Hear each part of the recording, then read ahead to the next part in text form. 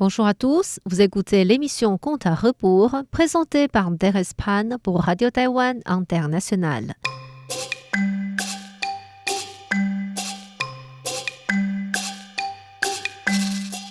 Sous la dynastie des Han, au début du règne de l'empereur Yuan, le pays était en paix et la vie du peuple était heureuse. Les fonctionnaires, que ce soit du gouvernement central ou des régions, faisaient tous bien leur travail en étant fidèles au pays. Il n'y avait ni trouble interne, ni ennemi à l'extérieur à cette époque. Or, quelques années plus tard, l'empereur plaça mal sa confiance sur un ministre s'appelant Mao Yanshou, ce qui lui perdit presque le pays. En réalité, Mao Yanshou était un homme qui cherchait uniquement sa propre jouissance et était avide en face du pouvoir. S'il y trouvait son intérêt, même si on lui demandait de trahir son empereur, il le ferait sans hésitation. À la même période, le comté de Yuezhou était gouverné par un préfet intègre s'appelant Wang Zhong. Lui et sa femme Yao Shi avaient tous les deux une cinquantaine d'années et avaient seulement une fille. Ils la nommèrent Wang Qiang, mais l'appelaient par son surnom Zhao Jun à la maison. Wang Zhaojun était très belle et aussi très intelligente. Quand elle était enfant, ses parents employaient des maîtres pour lui apprendre la littérature, la musique et la couture. Elle apprenait tout bien et vite. Elle était considérée comme un véritable trésor aux yeux de ses parents. Même si de nombreuses familles cultivées leur proposèrent d'arranger un mariage, ils ne voulaient jamais accepter. Ainsi, jusqu'à l'âge de 28 ans, Wang Zhaojun n'était toujours pas fiancé. Pour la fête de la mi-automne de cette année, l'empereur et sa reine Ling appréciaient la belle lune dans le jardin impérial. Joyeux en raison de cette ambiance, l'empereur buvait plus que d'habitude et sentit sa tête commencer à tourner. Il retourna ainsi dans son palais avec l'aide de ses servantes et se reposa sur son lit. Dans un état second, il fit un rêve. Il se promenait tout seul au clair de lune et il remarqua soudainement une fille qu'il ne connaissait pas sous un arbre. En voulant savoir qui elle était, il s'approcha vite de l'arbre, mais la fille sentit sa présence et se hâta de partir. Sa manière de marcher était élégante et sa ligne séduisante. L'empereur courut vers elle et la retint en tirant sa manche. Quand cette fille se retourna, l'empereur fut surpris par sa beauté. Sans vouloir la relâcher, l'empereur lui proposa plein de questions. En réponse, la fille lui dit qu'elle était du comté de Yuezhou et qu'elle s'appelait Wang Zhaojun. L'empereur voulait l'épouser en tant que reine du palais de l'Ouest. À quoi Wang Zhaojun répondit que si c'était vraiment la volonté impériale, que l'empereur vienne à Yuezhou pour proposer ce mariage. L'empereur vit qu'elle avait l'intention de partir et la serra dans ses bras. Paniqué, Wang Zhaojun lui mentit. « Majesté, vos servants sont arrivés. Relâchez-moi s'il vous plaît. » L'empereur se retourna et se réveilla à l'instant même. En voyant ni servant ni belle-fille, il réalisa que c'était uniquement un rêve. Mais plus il y pensait, plus il trouvait ce rêve réel. Puisqu'il avait obtenu quelques informations sur la fille, ce ne devait pas être trop difficile de la retrouver. Au même moment de la même nuit, Wang Zhaojun fit exactement le même rêve que l'empereur, mais dans sa propre chambre. Quand elle se réveilla, elle trouvait ce rêve vraiment étrange, mais elle était embarrassée d'en parler à ses parents. Ainsi, elle garda ce secret dans son cœur sans le dévoiler à personne. Le lendemain matin, l'empereur convoqua l'interprète des rêves du palais et lui décrivit son rêve. L'interprète dit « Majesté, puisque votre rêve est si détaillé, la fille doit exister sans faute. Il suffit de suivre les pistes que cette fille vous a données pour la retrouver. » Ravi par cette réponse, L'empereur voulait savoir s'il y avait parmi ses fonctionnaires un homme qui acceptait cette mission d'aller au comté de Yuezhou à la recherche de Wang Zhaojun.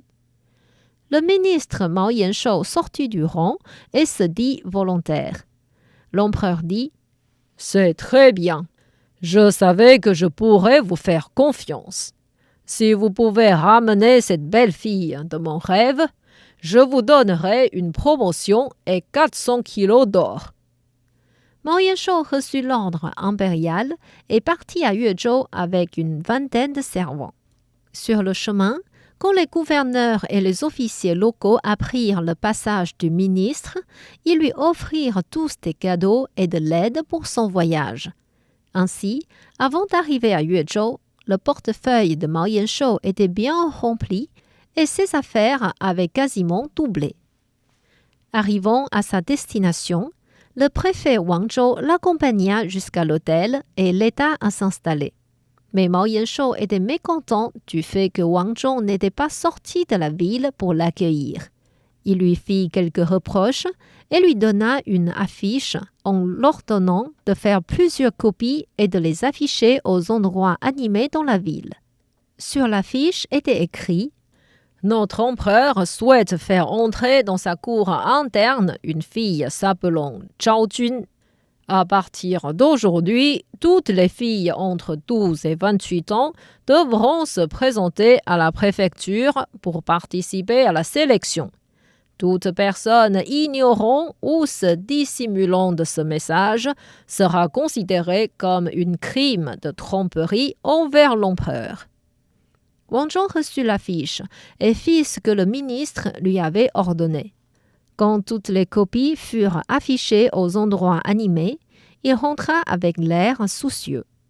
Lorsque sa femme Yao Shi apprit ce pourquoi son mari était inquiet, elle devint aussi inquiète. Elle lui dit « Nous avons seulement une fille. Si elle est sélectionnée pour la cour interne de l'empereur, nous ne pourrons plus la revoir. Je pense qu'il faut cacher le fait que Zhao Jun est notre fille devant le ministre. Heureusement que les gens de l'extérieur savent seulement qu'elle s'appelle Wang Qiang. Il suffit de dire aux servants de ne pas dévoiler son surnom et tout ira bien. » En voyant son mari réfléchir en fronçant les sourcils, Yao Shi insista. « S'il te plaît, il ne faut pas qu'on nous prenne notre fille unique. Tu peux dire tout simplement au ministre que vous avez déjà bien regardé dans les registres qu'aucune fille ne s'appelle Wang Zhaojun dans ce comté. Ce n'est pas vraiment un mensonge. » Comme Wang Zhou ne trouvait pas de meilleure idée, il donna pour réponse au ministre ce que sa femme lui avait dit. Déjà, Mao Yanshou était insatisfait de ce préfet qui ne lui avait rien offert comme argent. En plus de cette réponse négative, il ne pouvait plus retenir sa colère. Il reprocha vivement Wang Zhou. « Il y a des milliers de personnes dans votre comté et vous n'arrivez même pas à trouver une fille s'appelant Zhao Jun. Cet ordre vient de l'empereur. Que pourrais-je lui répondre ? » « Ministre, j'ai vraiment envoyé des subordonnés partout dans ce comté. Personne n'a le nom correspondant. Et parmi les filles qui se sont présentées à la préfecture, il n'y a pas de Zhao Jun non plus. » Mao Yanshou n'accepta point cette explication et ordonna aux subordonnés de donner 30 coups de bâton à Wang Zhou parce que celui-ci avait désobéi à l'ordre impérial. Wang Zhou supplia le ministre de lui donner 3 jours de plus et si il ne trouvait vraiment pas cette fille, il accepterait la punition. Mais Mao Yanshou ne voulait plus l'écouter et exerça immédiatement la punition. Wang Zhou avait tellement mal à cause de sa peau déchirée, mais il n'osait pas crier de douleur. À la fin de la punition, Mao Yanshou lui dit « Je vous donne encore 3 jours. Si vous ne trouvez toujours pas cette fille, vous perdrez votre tête. » Wang Zhou rentra en boitant et sa femme était stressée et farouche en le voyant blessé. Wang Zhou lui dit « À mon avis, nous ne pouvons plus garder notre fille. Si nous la cachons encore, je ne pourrai pas survivre. » Dans ce dilemme, ce couple ne pouvait que pleurer et soupirer en hochant la tête. Du côté de Wang Zhaojun, depuis qu'elle avait rêvé de l'empereur, elle attendait qu'il vienne la proposer le mariage. Elle fit aussi une décision ferme dans son cœur. Si l'empereur n'envoyait personne pour la convoquer, elle resterait célibataire toute sa vie. Ce jour-là, pendant qu'elle faisait de la couture, sa servante entra dans sa chambre en courant. « Mademoiselle, malheur! Le maître a été puni par le ministre et il est en train de pleurer avec la maîtresse comme si quelque chose de grave s'est passé. » Wang Zhaojun alla immédiatement voir ses parents. Lorsqu'elle apprit tout ce qui s'était passé, elle était contente mais aussi en colère. Elle consola ses parents. « Ne soyez pas tristes. Peut-être que c'est justement mon destin. Si je deviens une reine de l'empereur, non seulement la vie de papa sera sauvée, mais en plus, notre famille sera glorifiée. Dites au ministre que vous avez trouvé cette fille s'appelant Zhaojun et obtenez d'abord sa grâce de ne pas vous punir. Ensuite, vous lui dévoilerez que Zhaojun est votre fille. De cette manière, vous ne serez plus harcelé. » Rien à faire, Wang Zhong ne pouvait qu'agir selon la proposition de sa fille. Est-ce que Mao Yanshou ne créera vraiment plus d'ennuis à la famille de Wang Zhong? Est-ce que Wang Zhaojun pourra vraiment se retrouver avec l'empereur? Je vous invite de revenir la semaine prochaine pour la suite de l'histoire.